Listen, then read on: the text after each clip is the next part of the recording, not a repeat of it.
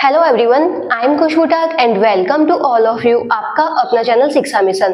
तो आज अपन centre of मास पे क्वेश्चन करेंगे और ये क्वेश्चन है रिलेटिव वेलोसिटी से रिलेटेड। अभी तक अपन ने किए थे क्वेश्चन, उसमें अपन ने निकाला था सेंटर ऑफ मास की वेलोसिटी क्या होती है। अब आज अपन निकालेंगे सेंटर ऑफ मास की वेलोसिटी क्या है और अपन को यहाँ पे दे रखी है रिलेटिव वेलोसिटी। तो ये जो क्वेश्चन है वो रिलेटेड है रिलेटिव वेलोसिटी से रिलेटेड। देखते हैं, स्टार्ट करते हैं फर्स्ट क्वेश्चन से। Find velocity of trolley when P start moving with velocity v with respect to trolley। अब यहाँ पे अपन को बता रखा है ये ग्राउंड है और ग्राउंड पे एक ट्रॉली है। इस ट्रॉली के ऊपर एक पर्सन है P, वो इस पे खड़ा है और उसकी वेलोसिटी है v। मतलब ये v वेलोसिटी से ट्रॉली पे आगे की तरफ जा रहा है, तो इसकी वेलोसिटी क्या है v वेलोसिटी से ये आगे की तरफ मूव कर रहा है। लेकिन ये वेलोसिटी अपन को किसके रेस्पेक्ट में दे रखी है? ट्रॉली के रेस्पेक्ट में दे रखी है। ट्रॉली के रेस्पेक्ट में ये जो पर्सन है v वेलोसिटी से आगे की तरफ जा रहा है। तो अब अपन को बतानी है यहाँ पे ट्रॉली की वेलोसिटी क्या होगी। ट्रॉली कहाँ जाएगी, आगे की तरफ जाएगी या पीछे की तरफ जाएगी। तो देखते हैं यहाँ पे ये जो पूरा सिस्टम है, इस सिस्टम पे अपन बाहर से किसी भी तरह का एक्सटर्नल फोर्स अप्लाई नहीं कर रहे हैं। तो यहाँ पे नेट फोर्स की वैल्यू क्या होगी? 0। अगर नेट फोर्स 0 होता है तो acceleration of centre of mass अपन को मिलता है 0 और velocity of centre of mass अपन को मिलती है कांस्टेंट। और सिस्टम इनिशियली कहाँ है? रेस्ट कंडीशन में है।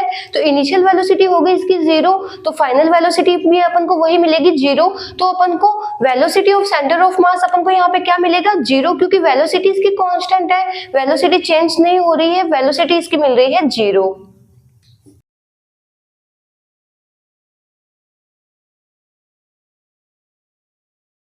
तो यहाँ से अपन देखते हैं पूरा सिस्टम कहाँ पे है। पूरे सिस्टम पे अपन बाहर से किसी भी तरह का एक्सटर्नल फोर्स अप्लाई नहीं कर रहे हैं। तो नेट फोर्स की वैल्यू हो गई 0, acceleration of centre of mass अपन को मिलता है 0, velocity of centre of mass अपन को मिलती है कांस्टेंट। इसकी वजह से जो सेंटर ऑफ मास है उसकी जो वेलोसिटी अपन को मिलेगी यहाँ पे मिलेगी वो 0। अब देखते हैं यहाँ पे अपन m1 और m2 को, p को अपन मान लेते हैं m1 और ट्रॉली को अपन मान लेते हैं m2।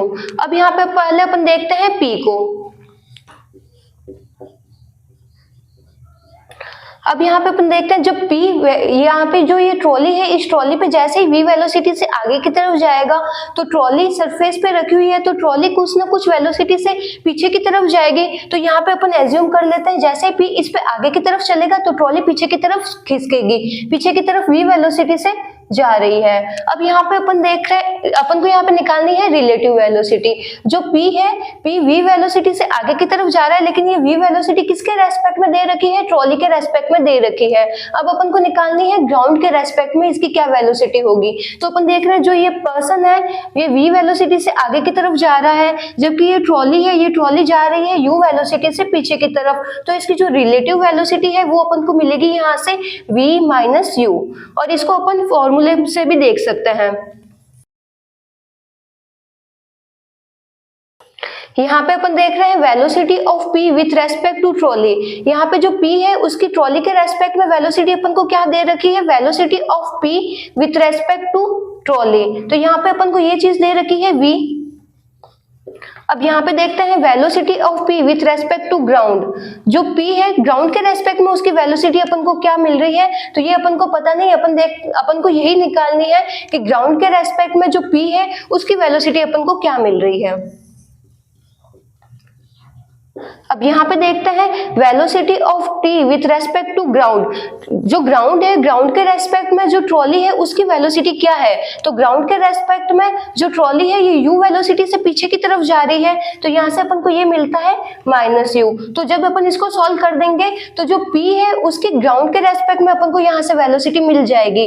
तो यहाँ से अपन को मिलेगी velocity of P with respect to ground. यहाँ पे माइनस और माइनस प्लस हो जाएगा, जब ये उधर जाएगा तो यहाँ से अपन को मिलेगा v माइनस u, और यही अपन को यहाँ पे मिलता है। जो P है यहाँ पे भी अपन ने यही किया है, जो पर्सन P है उसकी अपन ने ग्राउंड के रेस्पेक्ट में निकाली है।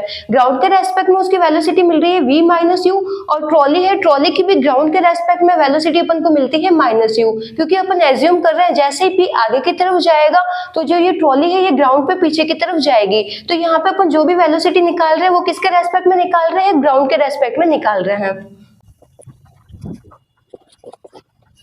अब यहाँ पे अपन देखते हैं v centre of mass. m1 अपन ने माना है पर्सन को, इसका मास अपन ले लेते हैं m, और इसकी वेलोसिटी अपन को यहाँ पे कितनी गिवन है, p की ग्राउंड के रेस्पेक्ट में वेलोसिटी अपन को मिलती है v minus u।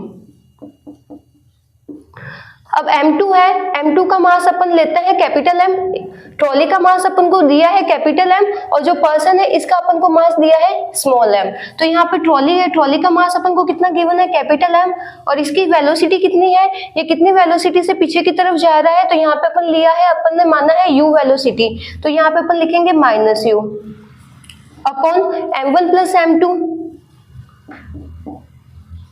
Is equal to 0। अब यहाँ पे जब अपन इसको सॉल्व करेंगे तो अपन को आंसर मिल जाएगा। तो यहाँ से अपन को u की वैल्यू मिलती है mv upon capital M plus small m। तो यहाँ पे अपन ने क्या किया, अपन को यहाँ पे एक p पर्सन दे रखा है, उसका मास है स्मॉल m और जो ट्रॉली है उसका मास अपन को गिवन है कैपिटल M। अब जैसे ही ये p ट्रॉली पे आगे की तरफ v वेलोसिटी से जाएगा तो ट्रॉली पीछे की तरफ शिफ्ट होगी, तो अपन मान लेते हैं ट्रॉली u वेलोसिटी से पीछे की तरफ जा रही है। फिर अपन ने यहाँ पे फॉर्मूला पुट किया, v centre of mass is equal to m1 v1 plus m2 v2 upon m1 plus m2। अब यहाँ पे अपन पूरे सिस्टम पे बाहर से किसी भी तरह का एक्सटर्नल फोर्स अप्लाई नहीं कर रहा है, तो यहाँ पे नेट फोर्स हो गया 0, तो acceleration of centre of mass अपन को मिलता है 0 और velocity of centre of mass अपन को मिलती है कांस्टेंट। और इनिशियली सिस्टम रेस्ट कंडीशन में है, तो इसकी वजह से यहाँ पे अपन को सेंटर ऑफ मास की वेलोसिटी अपन को मिलती है 0। फिर अपन देखते हैं जब p पर्सन v वेलोसिटी से आगे की तरफ जा रहा है, तो ये v वेलोसिटी अपन को किसके रेस्पेक्ट में दे रखी है, ट्रॉली के रेस्पेक्ट में दे रखी है। तो ट्रॉली ग्राउंड के ऊपर u वेलोसिटी से पीछे की तरफ जा रही है, तो यहाँ पे अपन जो भी इसकी वेलोसिटी ले रहे हैं अपन ले रहे हैं ग्राउंड से। अगर अपन ग्राउंड पे खड़े हैं और अगर अपन p को देख रहे हैं तो अपन को लग रहा है p तो v वेलोसिटी से आगे की तरफ आ रहा है, लेकिन जो ट्रॉली है u वेलोसिटी से पीछे की तरफ जा रही है, तो इसकी अपन को रिलेटिव वेलोसिटी कितनी मिली ग्राउंड के रेस्पेक्ट में, तो अपन को लिखेगा जो p है v माइनस u वेलोसिटी से चल रहा है और यहाँ पे जो ट्रॉली है ये u वेलोसिटी से पीछे की तरफ जा रही है। अब यहाँ पे अपन इनके साइन ले लेंगे और जब इसको सॉल्व करेंगे तो u की वैल्यू आई अपने पास में mv upon capital M plus small m। तो जैसे ये p पर्सन v वेलोसिटी से आगे की तरफ जाएगा तो ट्रॉली इतनी वैल्यू से पीछे की तरफ जाएगी। जिसको नोट डाउन करना है नोट डाउन कर लो। नेक्स्ट देखते हैं, तो नेक्स्ट टॉपिक है conservation of momentum. Conservation of momentum अपन को बताता है अगर कोई भी बॉडी होती है तो उसका मोमेंटम हमेशा क्या होता है, कंजर्व होता है। तो सबसे पहले तो अपन देखते हैं अगर अपन को कोई एक बॉडी दे रखी होती है तो अपन उसका सेंटर ऑफ मास कैसे निकालते हैं, तो उसका फॉर्मूला अपन देखते हैं r centre of mass is equal to m1 r1 plus m2 r2। जितने भी अपन मास लेंगे उन सबकी अपन ओरिजिन से डिस्टेंस ले लेंगे अपॉन उस बॉडी का जो कंप्लीट मास है उसे अपन उसको डिवाइड कर देते हैं, तो अपन को सेंटर ऑफ मास मिल जाता है। देखते हैं, जैसे यहाँ पे अपन को एक बॉडी दे रखी है, अभी अपन को निकालना है इसका सेंटर ऑफ मास, तो अपन क्या करेंगे, इस जो पॉइंट है उसको अपन ने मान लिया है ओरिजिन। अब यहाँ से अपन इसमें m1 m2 m3 बहुत सारे छोटे छोटे से मास कट करेंगे और फिर उनकी देखेंगे ओरिजिन से डिस्टेंस कितनी मिल रही है। मान लिया जो m1 मास है उसकी ओरिजिन से डिस्टेंस मिल रही है r1, m2 मास है उसकी मिल रही है r2। ऐसे अपन बहुत सारे मास कट करेंगे और फिर अपन इसकी ओरिजिन से डिस्टेंस देख लेंगे, फिर इन सबको अपन ऐड कर देंगे और इसमें अपन डिवाइड कर देंगे टोटल मास का। फॉर्मूला यूज करके अपन सेंटर ऑफ मास की पोजीशन निकाल देते हैं कि सेंटर ऑफ मास अपन को बॉडी में कहाँ मिलता है। अब अपन देखते हैं अगर अपन को वेलोसिटी निकालनी है, यहाँ पे जो अपन को सेंटर ऑफ मास में जो ये पॉइंट मिला है उसकी अपन को वेलोसिटी देखनी है, तो वेलोसिटी के लिए भी अपन यही करता है, जो अपन ने छोटे छोटे से मास कट किए हैं उन पर्टिकुलर मास की अपन वेलोसिटी देख लेते हैं कि उनकी वेलोसिटी क्या है। तो मान लेते हैं m1 मास है, इसकी वेलोसिटी है v1, इसकी है v2, इसकी है v3। जितने भी अपन मास कट कर रहे हैं उनकी अपन पर्टिकुलर वेलोसिटी देखते हैं। तो सेंटर ऑफ मास की अपन वेलोसिटी इस प्रकार से निकालते हैं, v centre of mass is equal to m1 v1 plus m2 v2 plus जितने भी अपन मास कट कर रहे हैं उन सबकी अपन वेलोसिटी देख लेंगे और फिर उनका अपन मल्टीप्लाई करके उनको ऐड कर देंगे और उसमें अपन डिवाइड कर देंगे m1 प्लस m2। जितने भी अपन ने मास कट किए हैं उनका अपन सम ले लेंगे, तो अपन को सेंटर ऑफ मास की वेलोसिटी मिल जाएगी। अब यहाँ पे अपन देखते हैं इस फॉर्मूले को, अगर यहाँ पे m1 प्लस m2 ये जितना टोटल मास है अगर मैं उसको उस साइड में भेज देती हूँ तो देखते हैं। तो यहाँ पे मैंने क्या किया, ये जो टर्म थी इस पूरी टर्म को मैंने उस साइड में भेज दिया है। अब यहाँ पे अपन देख रहे हैं जब अपन सारे ही छोटे छोटे मास को ऐड कर लेंगे तो अपन को जो बॉडी है उस बॉडी का कंप्लीट मास मिल जाएगा। मान लेते हैं यहाँ पे बॉडी का कंप्लीट मास है कैपिटल M। तो जब अपन छोटे छोटे सारे अपन ने जो मास कट किए हैं उन सभी मास को अगर ऐड कर लेंगे तो बॉडी का अपन को कंप्लीट मास मिल जाएगा। तो यहाँ पे मैं इनकी जगह क्या पुट कर सकती हूँ, कैपिटल M जो है बॉडी का complete mass into V centre of मास। अब यहाँ पे अपन को क्या मिला, mass into velocity of centre of मास। और मास इनटू वेलोसिटी अपन को कहाँ मिलता है, मोमेंटम में। मोमेंटम का फॉर्मूला क्या होता है, मास इनटू वेलोसिटी। तो यहाँ से अपन को m क्या है, कैपिटल M क्या है, पूरा बॉडी का कंप्लीट मास है। और सेंटर ऑफ मास क्या है, उस बॉडी की जो सेंटर ऑफ मास में जो पार्टिकल है उसकी वेलोसिटी है। तो यहाँ पे अपन को जो पूरा सिस्टम है उस सिस्टम का अपन को मोमेंटम मिलता है complete mass into centre of मास की वेलोसिटी। अब यहाँ पे अपन देखते हैं m1v1 यहाँ पे अपन को क्या मिल रहा है, अपन ने यहाँ पे जो पार्टिकल लिया है, छोटा सा मास लिया है, उसका अपन को मोमेंटम कितना मिल रहा है, तो उसका मोमेंटम अपन को मिला यहाँ पे p1। अब यहाँ पे है m2v2, तो इस जो पार्टिकल है उसका अपन को मोमेंटम कितना मिल रहा है, तो ये अपन को मिल गया p2। इस तरीके से जो अपन n नंबर ऑफ पार्टिकल्स लेंगे तो उन अपन को n नंबर ऑफ पार्टिकल्स का मोमेंटम मिल जाएगा।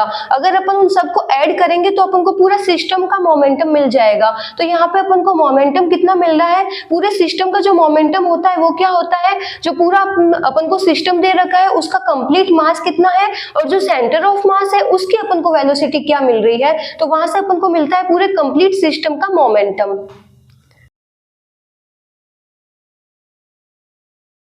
अब यहाँ पे अपन देखते हैं अगर किसी बॉडी पे एक्सटर्नल फोर्स अप्लाई नहीं हो रहा है तो बॉडी पे लगने वाली अगर नेट फोर्स 0 होती है,